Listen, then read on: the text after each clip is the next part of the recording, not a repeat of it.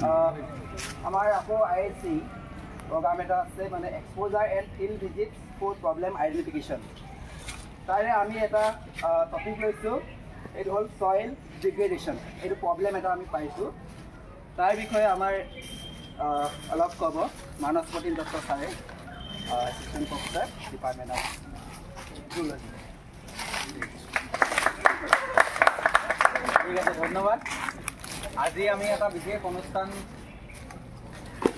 অনুষ্ঠিত কৰিছে আমাৰ ISC তৰফৰ পৰা, আৰু মোক এই অনুষ্ঠানত দুআষাৰ ক'বৰ কাৰণে আমন্ত্ৰণ জনোৱাৰ বাবে মই ধন্যবাদ জনাইছোঁ।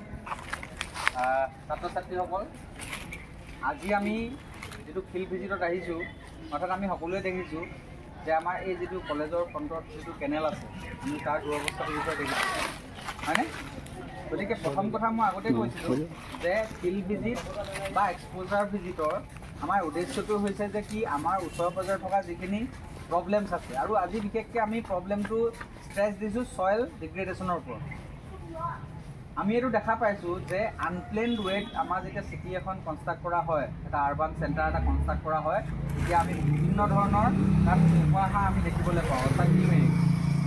এতিয়া এই কেনেলটো আমি যিটো আজি চালোঁ, এই কেনেলটোত আমি দেখিবলৈ পাইছোঁ যে কোনো আচলতে ৰেগুলেশ্যন নোহোৱাকৈ আমাৰ পলিথিনৰ পৰা আৰম্ভ কৰি আমাৰ বিভিন্ন ধৰণৰ থাৰ্মকল, আমাৰ প্লাষ্টিক বেগছ, বিভিন্ন ধৰণৰ মল মূত্ৰৰ পৰা আদি কৰি গোটেই কেনেলটোত আমাক পেলাই দিয়া হয়।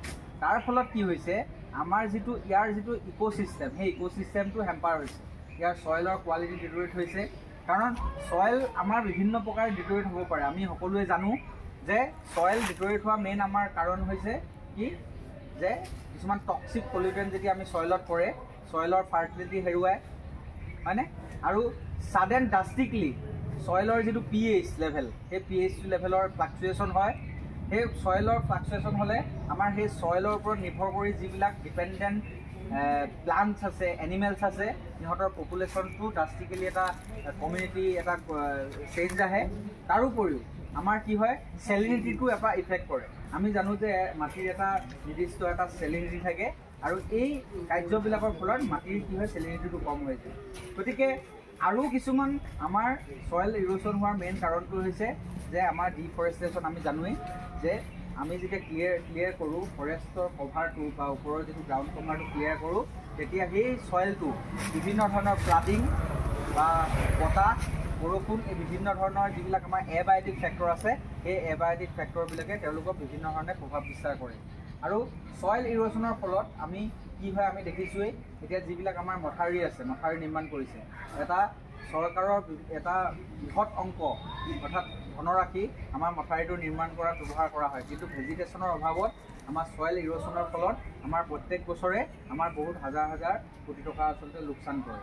তাৰোপৰি আমি দেখোঁ ছইল ইৰোশ্যনৰ ফলত কি হৈছে, আমাৰ যিখিনি আমাৰ দৈনন্দিন আমাৰ এই ওচৰে পাঁজৰে পৰা যিবিলাক খেতি বাতি আছে, সেই খেতি বাতিটো আমাৰ প্ৰডাক্টিভিটিত এটা আমাৰ কনচাৰ্ণ আহি পৰিছে। গতিকে ছইল ইৰোশ্যন হোৱা প্ৰব্লেমবিলাক আমি বুজিবৰ কাৰণে আজি আমি এই ফিল্ড ভিজিটটো লৈছোঁ। গতিকে ইয়াৰ এটা মেইন কাৰণেই হৈছে, আমি এটা গম পাইছোঁ যে যিটো ইণ্ডাষ্ট্ৰিয়েল যিখিনি বাই প্ৰডাক্ট, সেইটো আনৰেগুলেটেড ৱে যিটো থ্ৰ' কৰা হয়, সেইটোৱে ছইলটোক বিভিন্ন আমাৰ ধৰণে নিগেটিভভাৱে তাক ক্ষতি কৰে। গতিকে এইটো আমাৰ কাৰণে আমি এটা প্ৰব্লেম বুলি আমি আইডেণ্টিফাই কৰিছোঁ, আৰু আমি পৰৱৰ্তী সময়ত এই প্ৰব্লেমটো আমি কি প্ৰকাৰে ছল্ভ কৰিব পাৰি, তাৰ বাবে আমি কি কৰিব লাগিব, চিন্তা চৰ্চা কৰিব পাৰিম। ঠিক আছে? গতিকে আমি ইতিমধ্যে যথেষ্ট দেৰি আমি চালোঁ। আজি আমি যিটো ছাইটত আহিছিলোঁ, আৰু তোমালোকে হয়তো বুজিছা যে ইয়াৰ নিগেটিভ ইম্পেক্ট আছে। গতিকে আজি ৰ'দো বেছি, গতিকে আমি দীঘলীয়া নকৰোঁ, ইমানখিনিয়ে ক'লোঁ, আৰু আশা ৰাখিছোঁ যে ভৱিষ্যতে তোমালোকে এই যিখিনি আমাৰ ওচৰে পাঁজৰে যিখিনি ছইল ইৰোশ্যনৰ লগত জড়িত যিখিনি সমস্যা আছে, সেই সমস্যাখিনি তোমালোকে সমাধান কৰিবলৈ নতুন নতুন আইডিয়া তোমালোকে উলিয়াবা, আৰু ই ছল্ভ কৰিব পাৰিবা বুলি আশা ৰাখিছোঁ। ধন্যবাদ।